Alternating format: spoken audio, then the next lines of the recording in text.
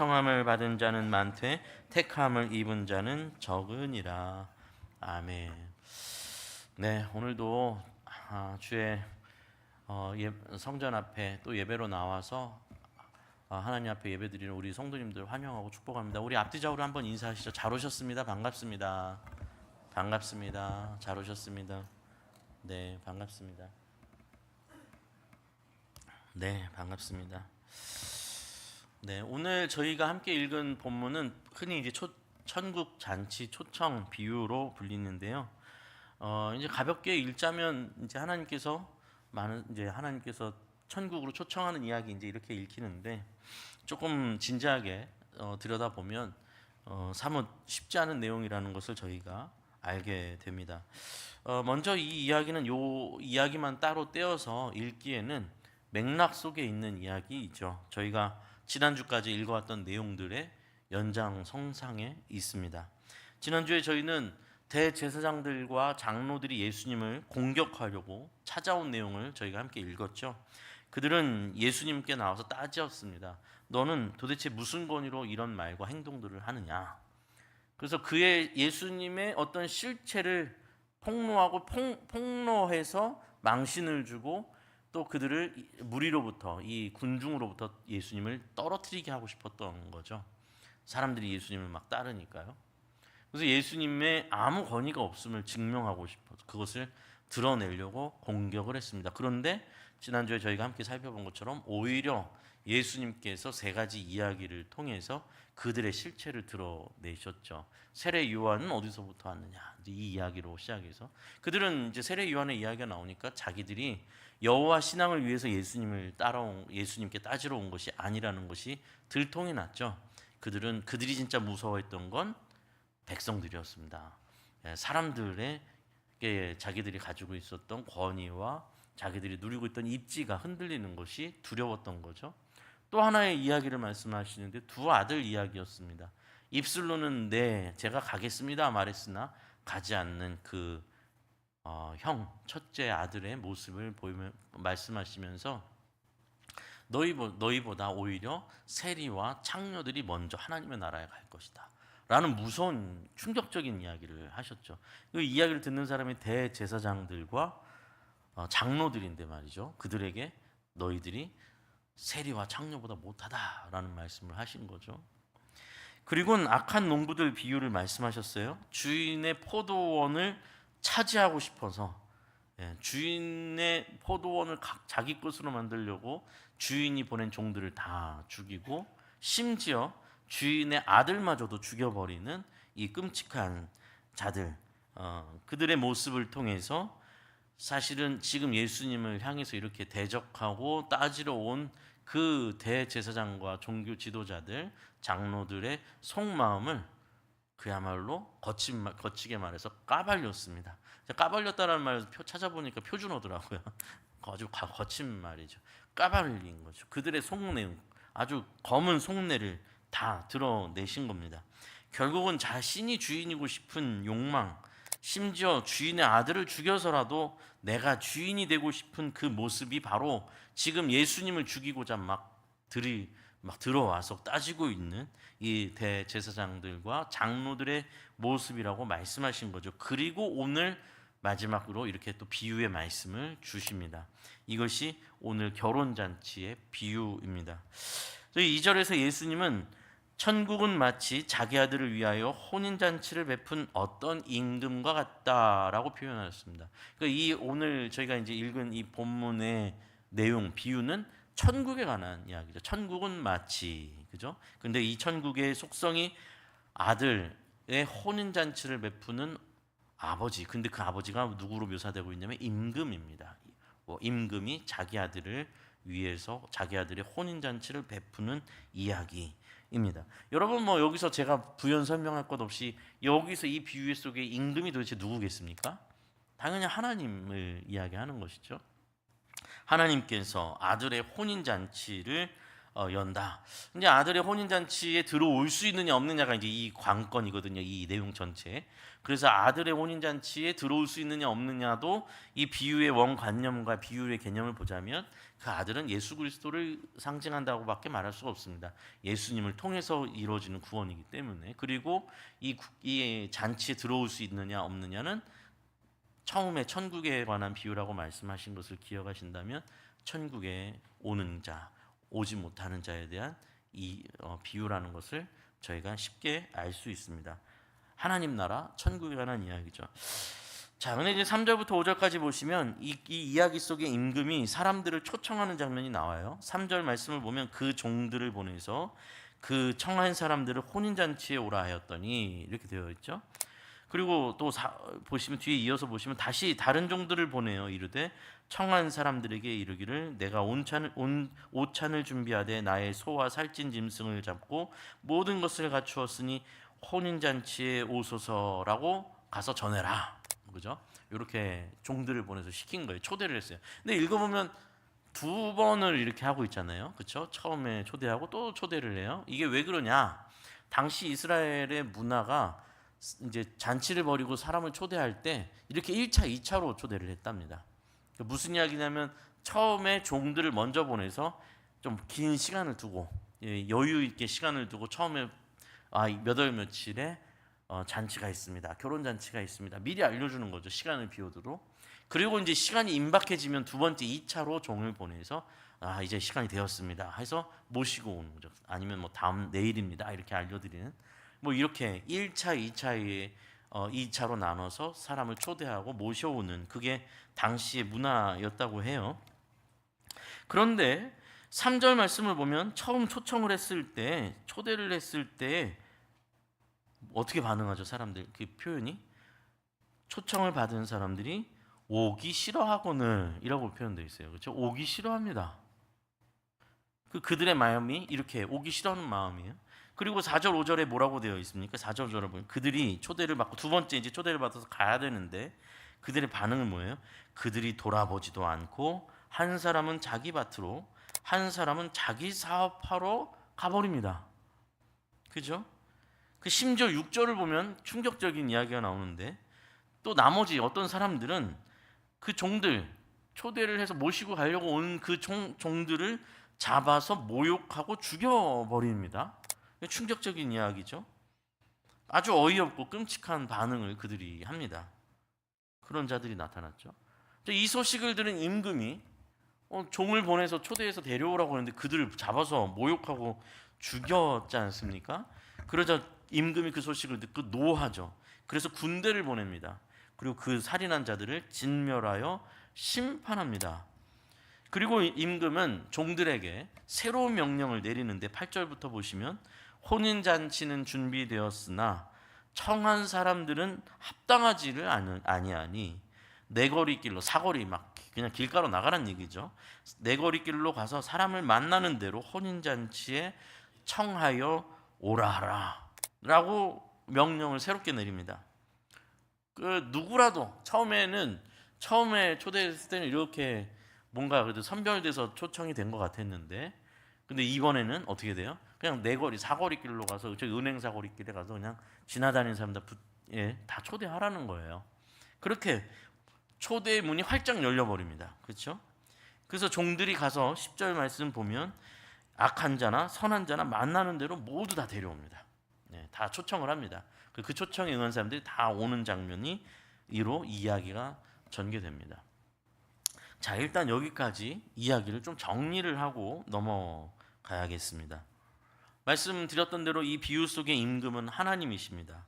하나님께서 잔치를 준비하시고 사람들을 초청하십니다. 잔치에 필요한 것을 뭐라고 여기 표현되어 있냐면 4절에 표현된 대로 내가 다 모든 것을 갖추었으니 너희는 오기만 하라. 이거에 이 초청의 모습이에요. 하나님께서 다 준비하시는 거예요. 하나님께서 초청하시는 구원의 잔치는 우리가 준비할 것이 없는 잔치입니다. 그렇죠? 오로지 그 초대에 응하는 것이 전부입니다. 우리는 하나님의 초청을 받아들이고 응답하여 그 잔치에 가면 되는 것이죠. 우리가 늘 고백하듯이 우리의 구원은 우리의 노력과 의의가 아니라 하나님의 선물이다, 하나님의 은혜다라고 우리가 표현을 하듯이, 그렇게 이 잔치는 본질상 제가 가고 싶습니다 해서 갈 수 있었던 것이 아니라 하나님께서 모두에게 열어주셨기 때문에 올 수 있게 된 잔치다라는 것을 기억하게 됩니다.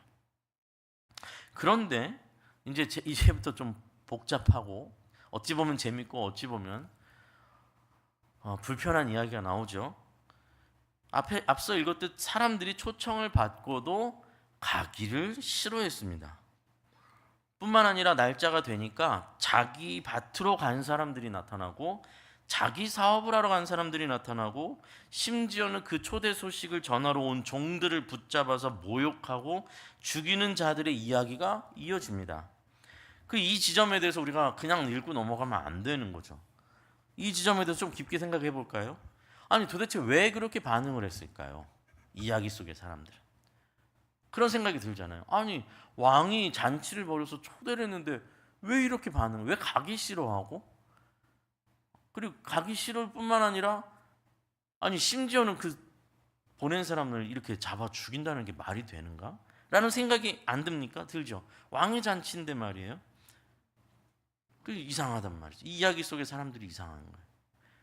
그런데 이 이야기를 가만히 정직하게 들여다보면 너무나 이해가 되는 이야기입니다. 여러분, 사람들은요, 저희 모두가 자기가 좋은 쪽을 선택하게 되어 있습니다. 그렇죠? 싫은 거를 일부러 선택하는 사람이 어디 있어요? 자기가 좋은 걸 선택하죠. 싫은 걸 싫은데 억지로 선택한다라는 건 하기는 싫지만 그걸 통해서 얻는 게 크니까 하는 거죠. 그러면 결국 그것도 내가 그거 얻는 이득 때문에 하는 거예요. 좋은 거예요. 좋은 걸 선택한 거죠. 그렇죠? 이 어떤 이득도 없고 피해만 보고 그걸 했을 때 손해만 보고 하기도 싫은 걸 하는 사람이 세상에 어디 있어요? 그런 사람은 없죠. 뭔가 나한테 이득이 되니까 그게 좋아서 하는 거죠. 힘들지만 견디죠. 직장 생활도 맨날 사직서를 가슴에 품고 있지만 월급날이 기다리고 있으니까 버티는 거죠. 하기 싫지만 또 혹은 또 이 힘들게 이렇게 일을 해서 들어오는 월급으로 우리 가족을 또 먹여 살리니까 그 기쁨 때문에 또 그걸 감사하니 그것 때문에 또 하는 거죠. 그게 기쁨이고 그것이 의미가 있으니까. 사람은 결국 자기가 좋은 쪽을 선택하는 게 너무나 당연하고 상식적인 이야기예요. 그러니 이 이야기 속의 사람들이 왕의 초대에 가고 싶어 하지 않았다라는 말은 그건 어려운 얘기가 아니라 아주 쉬운 얘기예요. 뭐예요? 왕의 초대 잔치에 가고 싶은 마음이 안 생기는 거예요. 자기 밭, 자기 사업으로 가고 싶어 하는 마음이 더 크다는 거예요. 더 좋다라는 거예요. 우리는 생각할 때 아니 왕의 잔치가 무조건 좋은 거 아니야? 라고 우리는 생각하기 때문에 이게 좀 어색하게 들리는 이야기겠지만, 그래서 그들의 거부 반응이 좀 이상하게 느껴지지만 돌아서서 우리 자신을 솔직하게 이 비유 속에 들어가서 우리 자신을 돌아보자면 그의 행동이 과연 그들만의 행동일까? 여러분 한번 생각해 보셔야 됩니다. 여러분, 하나님의 초대는 솔직하게 매력적이지가 않지 않습니까? 현실적이지도 않죠. 하나님의 초대가 여러분 매력적이십니까? 사랑하라, 용서하라, 섬기라, 낮아지라, 자기를 부인해라, 원수를 사랑해라, 십자가를 지어라. 이것이 하나님의 잔치 내용이기 때문에 그렇죠. 이것이 천국의 기쁨이라고 하니까요. 그들에게 있어서의 임금의 초대, 왕의 초대는 기대하고 싶지도 않고 기대도 안 되고 따라가고 싶은 것이 아닙니다. 그들에게 있어서 매력적인 것은 자기 밭이에요.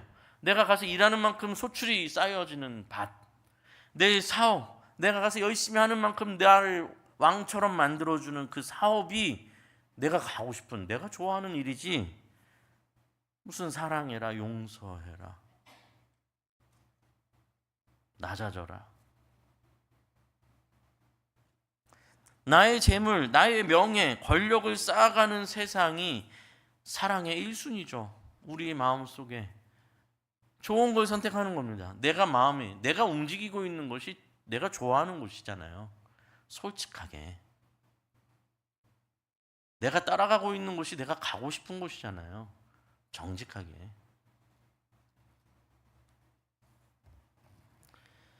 그러니 임금의 초대에 응해서 내 인생의 시간과 정력을 낭비하고 싶지가 않은 겁니다. 그들의 반응은 어찌 보면 너무나 일반적이고 당연한 모습처럼 보이는 것이죠.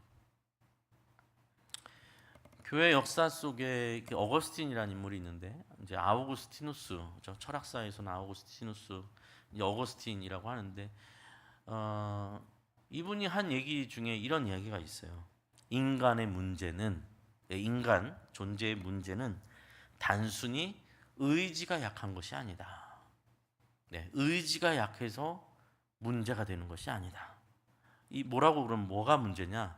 이 어거스틴이 이렇게 지적합니다.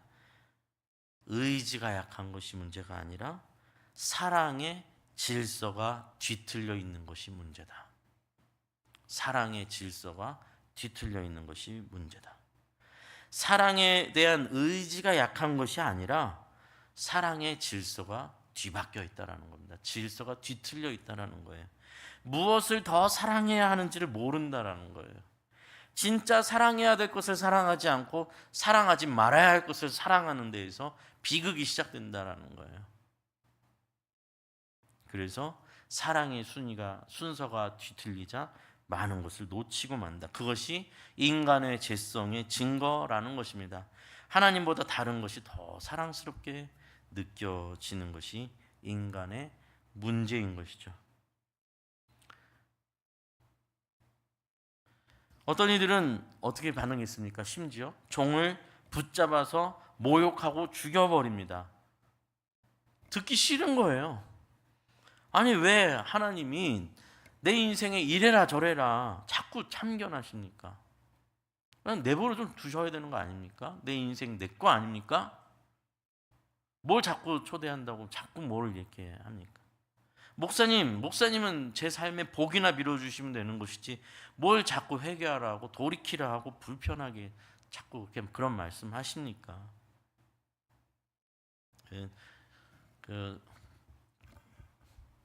이전에도 말씀드린 것 같긴 한데,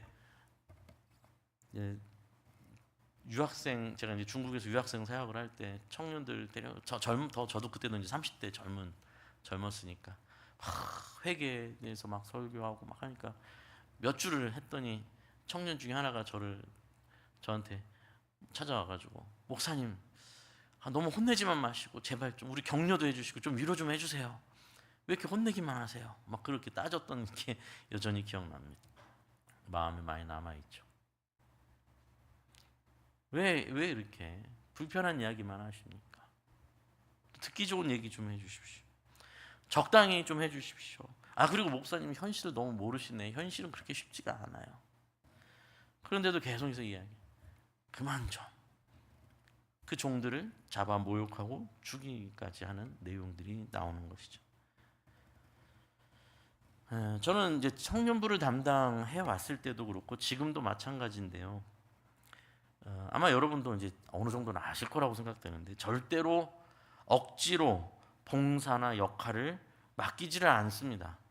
네. 본인이 책임을 느끼고 고민하고 결단할 때까지 기다려야 한다고 늘 제가 주장하죠. 그죠? 많이 들으셨을 거라고 생각합니다. 그러면 맨날 듣는 얘기가 뭐라고요? 목사님, 그러면 일이 됩니까? 그럼 일이 안 됩니다. 라는 말을 20년 넘게 들어왔습니다. 근데 20년 동안 제가 섬겼던, 이것도 하나님 은혜겠죠, 당연히. 20년 동안 제가 섬겼던 공동체가 잘못된 적은 없다고 생각됩니다. 조금만 더 기다리면, 혹은 좀 더 오래 걸릴지라도 누군가에 의한 것이 아니라 스스로 결단하고 섬기는 자가 나올 때까지 기다려야 된다고 저는 생각합니다. 여러분, 이제 어떤 일을 보면 이제 구멍난 게 보인단 말이에요. 저 자리 좀 누가 해야 되는데 저거 비워서 운전자가 없어서 애들이 못 온다고. 예? 아유 주방에 지금 뭐 설거지를 해야 되는데 다 어디 갔지? 뭐 또 뭐 있어요? 아니 여기는 왜 이렇게 이렇게 맨날 더러워? 1층 이렇게 카페 예쁘게 만들었는데 왜 이렇게 관리가 안 돼? 뭐 오만 가지 일들이 교회에서는 계속 일어나요. 그죠? 그럼 이제 다 하기 싫은 일이니까 왜 구멍 나요? 다 하기 싫은 일이니까 다 하기 어려운 일이니까 불편한 일이니까 구멍이 나는 겁니다. 당연하죠. 구멍이 나죠. 그러면 이제 어떻게 해요? 하나님 저 일이 필요한데 좀 누구를 좀 시켜서 하나님 저 일 좀 시켜 해주십시오. 저거 좀 되게 해주십시오. 누군가 나서서 해야 되지 않습니까? 기도해봐도 아무도 안 나타나죠. 네, 아무도 안 나타납니다. 끝까지 기도하시면 어떻게 될까요? 하나님 뭐라고 응답하세요? 다 아시죠? 아시는데 대답 안 하시는 거잖아요. 뭐라고 하나님께서 대답하세요? 네가 해라, 네가. 너 하라고 너. 늘 그랬어요. 저도 제 인생에도 그랬고. 아니 저 말고요, 하나님 저 말고. 저보다 적합한 사람이 분명히 있을 겁니다. 아니 없어, 너야 너. 그럼 이제 고민이 시작되죠. 아니 저는 능력도 없는데요. 저 이거 저도 너무 힘들어요. 저도 힘들어 죽겠는데요. 그럼 하지 마. 그 하나님의 입장이고 제 입장이에요, 그게. 억지로는 하지 마. 저 사람 잘할 것 같으니까 막 분위기 몰아가고 박수면서 세워. 절대 그렇게 하지 마십시오. 그 사람이 결단하고 고민하고 결단해서 기쁨으로 그 일을 맡게 해야지. 막 분위기 몰아가지고 사람들 그냥 해가지고 하시면 안 돼요. 거기서 교회 문제가 대부분 많이 일어나요. 억지로 시작한 일인데 여러분 교회 일 해보시면 아시겠지만 교회 일은 잘하고도 수근수근거리는 얘기를 듣는 게 교회 일이에요. 열심히 했는데 하기 싫은 거 등 떠밀려서 해서 열심히 했는데 또 이런 얘기 저런 얘기까지 들어봐요. 그냥 실험해 되는 거예요. 하기 진짜로 이제는 안 하게 되는 거예요. 그런데 그 자리에 너무 하기 싫은데 마음의 부담을 계속 주시고 그 생각이 안 나면 그냥 잊혀지는 거죠. 우리 여러분 대부분 생각 안 하고 안 보시니까 지금 교회 구멍이 안 보이는 것 뿐이지 교회는 여러 가지 구멍이 있죠. 근데 자꾸 이상하게 내 눈에 보이고 이 사람한테 말해보고 저 사람한테 말해도 나도 못하겠어. 당신이 해. 그러면 나는 아니지 하면서 자꾸 피우는데 그 구멍이 너무 자꾸 점점 커 보이고 막 부담이 돼가지고 하나님한테 기도했더니 네가 해. 그러니 이게 기도하기도 싫고 자꾸 마음이 신경 쓰여서 눈물을 머금고 하나님 제가 할긴 할 텐데 하나님 안 도와주시면 저 못해요. 저 진짜 못해요. 하나님 도와주세요. 그 길이 하나님이 초대하신 길인 거예요. 사람들의 박수 소리에 의해서 가는 길도 아니고 등 떠밀려서 가는 것도 아닙니다. 더 나쁜 건 뭐냐면 사람들한테 인정받고 싶어 해서도 안 되는 거예요. 사람들이 나를 막 치켜 세워주고 누구 집사님 아니면 누가 해 막 하니까 또 우쭐해가지고 그 일 시작했다가 그래놓고 해서 막 다 도와줄 것처럼 해놓고 나서 막상 하니까 아무도 안 도와주죠. 다 어디 갔어? 그럼 이제 그때부터 저를 찾아오죠. 보통 목사님 다들 그렇게 도와줄 것처럼 그러더니 코빼기도 안 보입니다. 분해가지고 알고 시작하는 거예요. 알고 원래 그렇게 그 길은 하나님께서 초대하시는 그 길은 눈물이 나는 길이고 고독한 길이에요. 사람들의 평가나 사람들의 칭찬에 의해서 가는 길이 아니거든요. 박수 소리 들으려고 가는 게 아니거든요. 그 마음을 불편하게 하시는 하나님, 저 너무나 필요한 일인데 저 운전을 해줘야 애들이 올 수 있다는데 저 주방이 지금 저거 치우지 않으면 파리가 꼬일 게 뻔한데 가서 내가 하는 그 순간 그 초대, 그게 하나님의 초대니 그게 뭐가 매력적이겠어요? 하나도 매력적이지 않죠. 내 밭이 나가서 내 밭이나 일궈서 빨리 나도 잘 먹고 잘 살고 싶은 게 다지. 정말 냉정하게 하나님의 초대는 매력적이지 않은 거예요. 가고 싶지가 않은 거예요.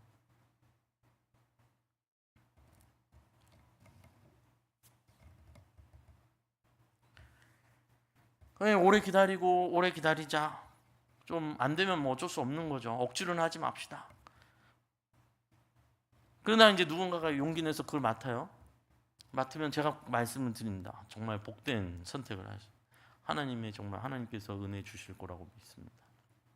너무 귀한 선택을, 귀한 결심을 하셨습니다. 그리고 복된 자리입니다. 했더니 또 한 청년이 저를 그렇게 이야기하는 걸 듣고는 청년이 또 찾아왔어요. 아, 목사님 좋은 말인 건 알겠지만 그게 복된 자리라는 생각은 절대 안 드는데요. 그게 어떻게 복된 자리죠? 다 하기 싫어하는 일이지 않습니까? 그 일을 맡은 거 솔직히 그 굉장히 자기 시간 다 뺏기고 다 그렇게 하는 건데 그게 왜 복된 자리입니까? 저는 잘 이해가 안 됩니다라고 묻더라고요. 그렇죠. 힘든 일이고 힘든 자리고 봉사라는 것이 누군가를 섬긴다는 것이 그런 일이죠. 여러분 제 이야기를 교회 봉사로만 국한시켜서 생각하지 마십시오. 여러분의 삶의 현장 속에 가정과 이웃과 공동체 속에서도 여러분이 살고 있는 이웃 속에서도 다 일어나는 일 아닙니까? 그렇죠? 그 자리가 뭐가 복된 자리입니까? 바보 같은 자리 아닙니까? 손해보는 자리인데요? 라고 말합니다. 그러나 그 자리를 스스로 하나님 앞에서 고민하며 결단하여서 나온 사람들에 의해서 등 떠밀려서 나온 것이 아니라 사람들한테 인정받고 싶어서 나온 것이 아니라 정말 스스로 하나님 앞에서 책임을 느끼며 그 부담감을 느끼며 힘들지만 결단해서 그 자리로 나온 사람은요, 하나님의 초대에 응한 사람이 되는 것이고 그에게는 하나님의 잔치가 열리기 시작하는 게 분명하다고 저는 믿습니다. 그는 그 시간 속에서 때로는 억울하기도 하고 때로는 힘들기도 하지만 시간이 흘러갈 때 주님과 동행하면서 반드시 성장합니다. 반드시 은혜를 경험합니다.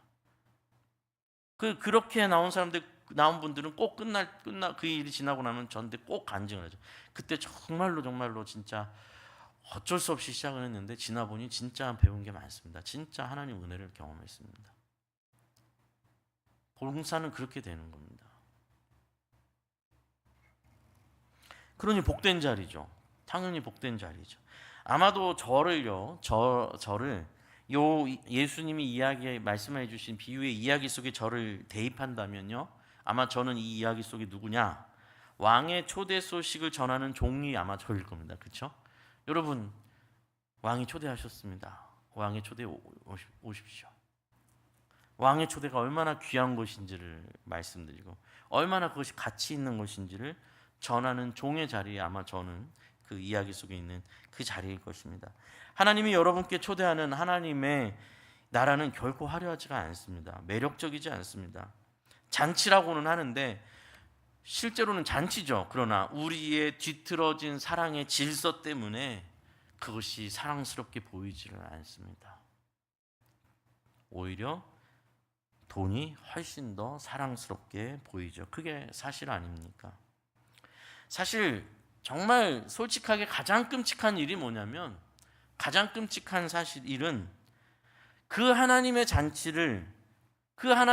잔치를 우리의 잔치 수준으로 끌어내리는 게 가장 저는 끔찍한 일이라고 생각합니다.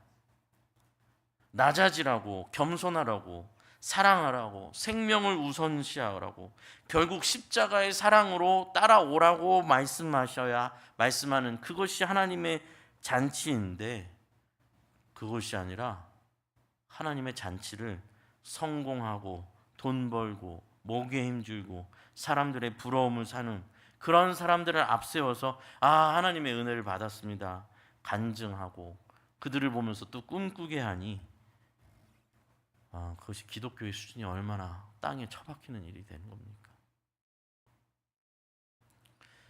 저는 소위 세상에서 성공한 사람들을 불러서 교회에서 간증하게 하는 것을 정말 매우 싫어하는 목사입니다.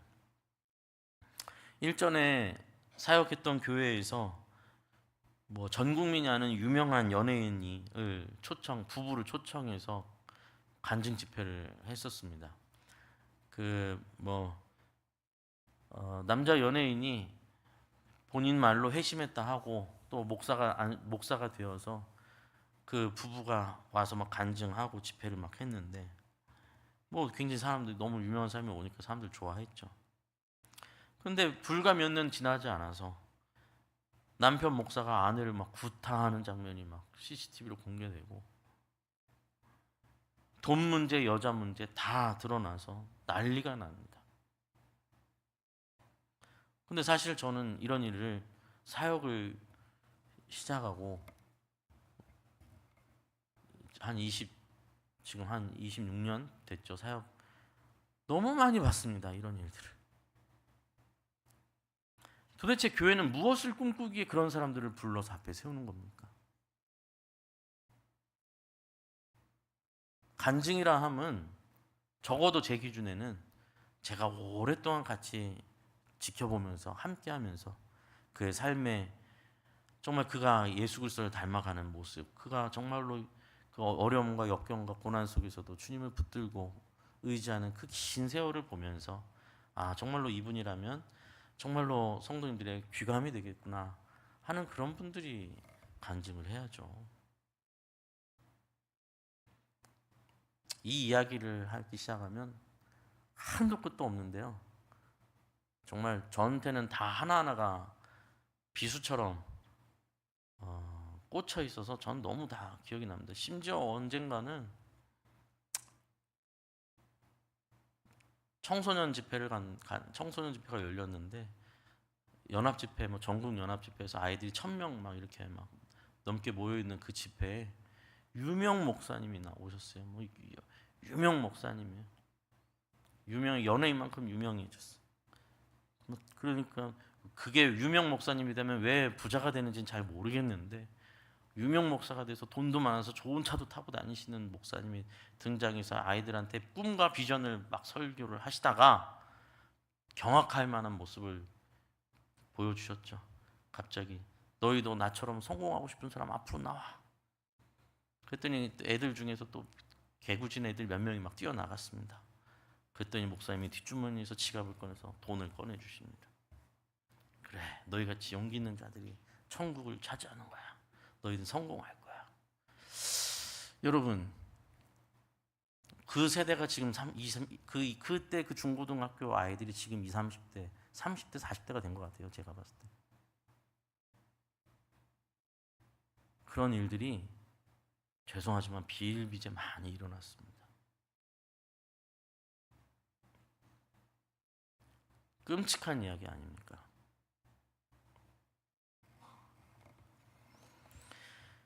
다음 본문으로 이제 이야기로 넘어갑니다. 이야기 속의 왕은 종들에게 새로운 명령을 내립니다. 저 사거리의 길에 나가서 만나는 대로 사람들을 다 초대해라. 그들의 조건을 보지 말고 누구라도 왕의 초대에 응할 사람이라면 모두 잔치에 초대해라. 그래서 이야기 속에 있는 많은 사람들이 손님으로 이 잔치에 많은 사람들이 손님으로 가득 차게 됩니다. 근데 여기서 얘기가 끝나질 않죠. 또 무시무시한 얘기가 뒤에 또 이어집니다. 11절에서 임금이 손님들을 맞이하러 잔치 자리에 나옵니다. 근데 그 자리에 예복을 입지 않은 한 사람이 앉아 있습니다. 그 임금이 그에게 묻습니다. 친구여, 너는 어찌하여 예복을 입지 않고 여기 들어와 있느냐? 아마 이것도 그냥 읽으시면 아니 사거리 나가서 그냥 아무나 막 다 데리고 왔으니까 그 옷 갈아입을 시간이 어디 있었어요? 뭐 이렇게 생각이 드실 수도 있어요. 그렇다면 아마 이 사람은 이렇게 반응했겠죠. 아니 제가 예복을 입어야 된다는 얘기는 못 들었는데요. 아니 그 제가 예복은 뭐 준비할 틈도 없었는데요. 라고 반응하지 않고 이 사람이 어떻게 반응하냐면 성경에 그가 아무 말도 못하거느리라고 반응되어 있습니다. 그리고 나머지 사람들은 예복을 입고 있어요. 그러니까 여기서 이 묘사하고 있는 이 예복을 이 사람도 입고 있어야 된다는 걸 본인도 알고 있는 거예요. 그런데 자기는 안 입은 거죠. 그래서 할 말이 없는 거예요. 너는 왜 안 입고 있어? 근데 할 말이 없어요. 아무 말을 못 합니다. 그러니까 이 예복은 뭐 비싼 옷을 말하는 것도 아닙니다.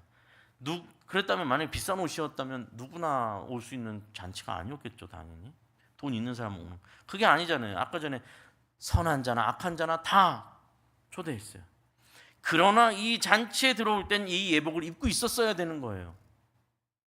그걸 누구나 다 알고 있어서 다 입고 있고 그런데 심지어 그 사람도 알고 있었기 때문에 임금이 질문할 때 대답을 못합니다. 그러니 여기서 예복이란 단순히 옷을 다 비우지 않습니까? 이게 지금 초대에 응한 자가 준비해야 하는 모습과 변화를 말하는 것이죠. 그것은 왕의 초대를 받은 것에 대한 의미와 기쁨과 영광을 아는 자의 감사의 태도이며 변화일 것입니다. 만약에 이제 이 초대된 이 잔치를 생각해 볼 때요, 이 초대를 이제 이게 하나님의 나라에 들어 천국에 대한 비유지 않습니까? 이 하나님께서 구원하시는 일이라고 한다면, 이 비유를 설정해서 생각한다면, 이 비유 속에 그 잔치로 들어오는 그 문, 그 자격이 되는 그 문, 잔치에 들어오는 문은 아마도 이제 비유로 하자면 십자가의 문일 거예요. 그렇죠? 우리가 알고 있는 복음의 내용상, 그죠? 십자가, 예수 그리스도의 십자가를 통해서는 우리는 구원을 받는 거니까. 자, 그렇다면 그 문을 열고 들어오는 자가 그 밖에서는 사거리에서는 교만의 옷을 입고 있었다 할지라도, 자기 잘난 옷을 입고 있었다 할지라도 그 잔치에 들어가려고 보니 그 앞에 십자가, 예수 그리스도의 벌거벗은 십자가를 보고 어떻게 교만의 옷을 입고 들어가냔 말이에요. 그럴 수가 없다라는 거죠. 욕망과 욕심으로 가득한 자가 벌거벗고 십자가에 달리신 예수님 십자가의 문을 어찌 통과할 수 있겠습니까? 우리가 예수를 받아들인다는 것은, 예수님을 믿는다는 것은 자기를 부인하고 십자가에 달리신 예수님을 기준으로 다시 세워지는, 나를 다시 세워가는 일이고 과정이 되는 것이죠. 잔치의 모든 것은 하나님께서 준비하셨습니다. 여러분 착각하시면 안 됩니다. 우리의 의로 들어가는 것이 아닙니다. 하나님께서 준비하시고 청함을 받는 것입니다. 그러나 하나님의 잔치를 귀한 것으로 여기지 않는 사람들은 거부하고 오지를 않습니다. 또 하나님의 잔치에 들어오고 싶어서 왔으나 여전히 내 욕심의 옷을 벗지 않고 있는 자들은 예복을 입지 않고 잔치에 들어온 자들입니다. 예수님은 이 비유의 말씀에서 그 예복을 입지 않은 자를 임금이 심판했다라고 말씀하십니다. 그는 손발이 묶여 바깥 어두운 데 던져집니다. 슬피 울며 이를 갈게 되라. 후회하며 이를 갈아도 늦었습니다. 무서운 말씀이죠. 구원은 우리에게 은혜로 주어집니다. 값없이 주어지는 은혜의 복음입니다. 그러나 값없이 주어지는 은혜의 복음이라고 해서 그 은혜가 싸구려라서 가치가 없어서 값없이 주어지는 것이 아니지 않습니까? 값을 매길 수 없고 값을 지불할 수가 없을 만큼 귀한 것이라 값을 매기지 않으시는 거죠. 우리가 값을 치를 수 없으니 주님께서 대신 값을 치르시고 우리에게 주시는 은혜가 바로 복음 아니겠습니까? 그 은혜를 값싼 싸구려 취급을 하는 자는 사실상 은혜를 거절하는 자입니다. 그 무서운 이야기죠. 왜 무섭냐고요?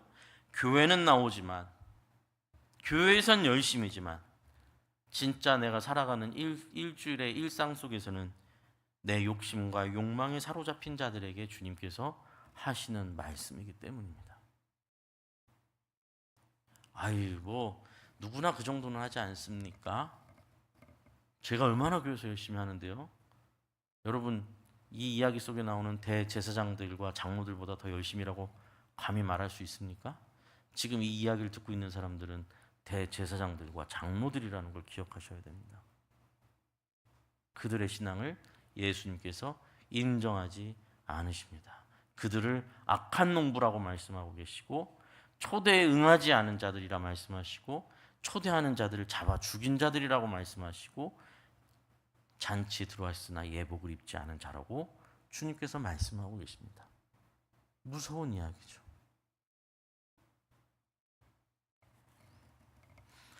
여러분, 우리의 신앙은 이곳 교회에서 확인되는 것이 아니에요. 착각하지 마세요. 여러분의 가장 편한 장소, 여러분의 편한 공간, 여러분의 가장 가까운 곳, 일상 속에서 여러분의 신앙이 드러납니다. 여러분의 가정, 여러분과 여러분의 이웃, 친구, 직장, 여러분이 사랑하는 그 무엇 속에서 여러분의 신앙이 드러납니다. 어떤 목사님은 요걸 요렇게도 또 다른 측면에서 이런 말씀도 하시더라고요. 천국을 경험하고 싶습니까? 그러시면서 천국을 경험하고 싶으면 천국 경험하는 법을 알게 해주겠다고. 솔깃한 이야기죠. 천국을 어떻게 이 땅에서 경험할 수 있을까? 천국을 맛보게 해주겠다고. 어떻게 맛볼 수 있을까요? 그 목사님 이렇게 얘기하시더라고요. 당신과 가장 가까운 사람을 사랑하시오. 그럼 당신 천국을 맛볼 것이오. 지옥을 맛보고 싶다면 당신과 가장 가까운 사람을 미워하십시오. 그럼 당신은 지옥을 맛보게 될 겁니다. 굉장히 저는 좋은 인사이트라는 생각이 들어요. 사랑한다는 건 얼마나 어려운 일입니까? 우리는 사랑할 만해야 사랑한다고 생각하기 때문에 사랑을 쉽게 생각하지만 진짜 사랑은 사랑할 만하지 않는데도 사랑하기 때문에 참 어렵습니다. 그런데 사랑할 만하지도 않은 사람을 사랑하게 되었을 때 그 속에 진정한 천국을 맛볼 수 있는 길이 열립니다. 예수님은 우리가 사랑할 만해서 사랑하신 겁니까? 하나님은 우리가 사랑할 만해서 십자가에 예수님을 못 박으신 겁니까? 천국은 그렇게 주어지는 것이 아닙니다. 내 눈에 매력적인 길을 가는 것은 천국으로 가는 길이 아닙니다. 하나님의 초대는 결코 그렇게 매력적이게 보이지 않을 것입니다. 그러나 그 길 안에 진정한 생명이 있습니다. 때로는 좁게 보이는 좁은 길, 때로는 초라한 길, 손해보는 길, 바보 같은 길, 자존심 상하는 길, 내가 이런 말 들으려고 봉사를 하나, 내가 이런 말 하려고 내가 너한테 이렇게 했냐 라고 다시 뒤집어 쓰는 것 같은 속상한 일들이 있을지라도 그 길에 진정한 생명이 있고 진정한 사랑이 있고 진정한 기쁨이 있는 하나님이 우리를 초대하신 길이라는 것을 여러분 잊지 않으셨으면 좋겠습니다. 그 천국 잔치를 향해서 이 땅의 인생의 여정을 걸어가시는 저와 우리 사랑하는 성도님들 되시기를 간절히 소원합니다. 우리 함께 일어서서 찬양하며 결단하고 기도하겠습니다.